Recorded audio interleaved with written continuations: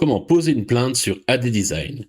Ça va se passer avec la barre d'outils Design d'intérieur. Cette barre d'outils, elle contient les plaintes, les simèzes et les corniches qui fonctionnent de la même manière. Première étape, je vais donc prendre mon modèle et masquer le plafond pour y voir à l'intérieur. Ensuite, je vais aller choisir une pièce, par exemple cette chambre, pour y mettre mes plaintes. Quand je clique sur l'outil plainte, ici j'ai un panneau qui apparaît avec différents profils de plaintes. Je peux aussi ajouter mes propres profils de manière locale. Je vais choisir par exemple ce profil-là.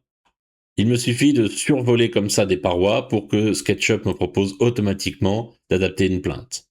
Donc ici, je commence par celle-là. Je pivote, je fais la plainte d'à côté. Je pivote, je fais la plainte d'à côté, la plainte d'à côté. Et je finis par le petit bout qu'il y a ici. Pour ce qui va être des corniches, c'est exactement le même principe, sauf qu'au lieu d'aller se poser en bas des murs, les corniches avec l'outil corniche vont se poser en haut des murs.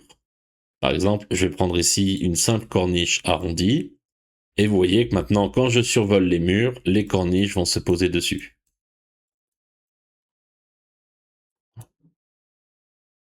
Pour ce qui est des simèzes, alors une simèze, qu'est-ce que c'est? Eh bien, c'est une moulure qui est à une hauteur intermédiaire, qui n'est donc pas la corniche ni la plainte.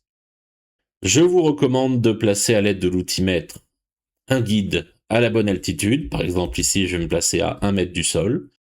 Mais à part ça, ça va se comporter exactement pareil. C'est-à-dire que je prends l'outil simèze. L'outil simèze va me proposer différents profils. Et puis, encore une fois, je vais pouvoir aussi ajouter les miens. Donc, je vais prendre celui-ci. Et vous voyez la différence par rapport à plainte et corniche. L'outil simèze me demande à quelle altitude me poser.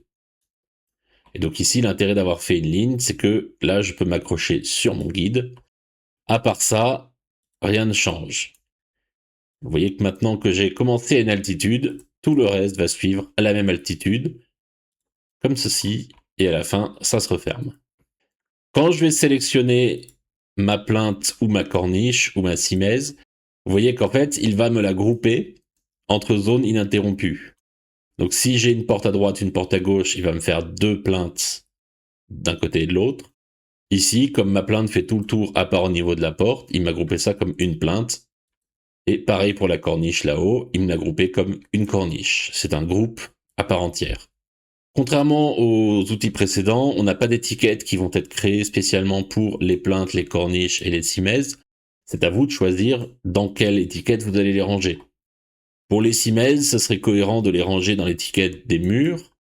Pour les corniches, spontanément, je les mettrais plutôt dans une étiquette de plafond. Et puis, pour les plaintes, ça va être à vous de choisir. Est-ce que les plaintes sont dans une étiquette mur? Est-ce qu'elles sont dans une étiquette sol? Mais vous pouvez aussi, bien sûr, créer votre propre étiquette adaptée à vos besoins.